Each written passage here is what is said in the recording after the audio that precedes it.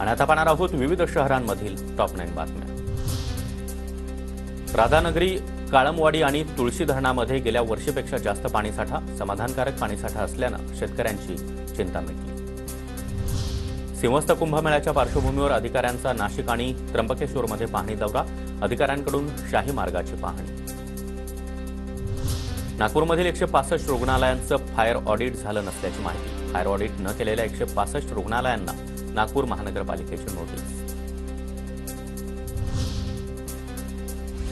नागपुरात साकारणार सायक्लोट्रॉन केंद्रासाठी कृती गट स्थापन करण्याचे मुख्यमंत्री देवेंद्र फडणवीस यांचे निर्देश।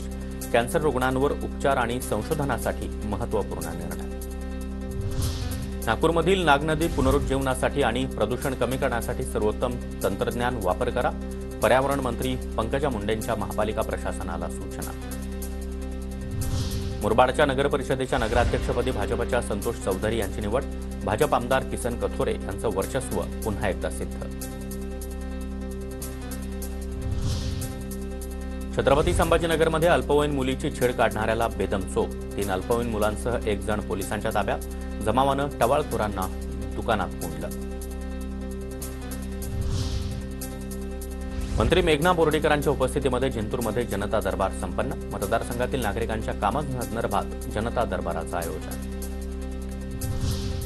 फिनोलेक्स कंपनीतून केबल घेऊन जाणाऱ्या ट्रकला देहू रोडमध्ये आग लागली, चालकानं प्रसंगावधान राखत ट्रक थेट पोलीस ठाण्यामध्ये नेला आणि पोलिसांकडून आगीवर नियंत्रण।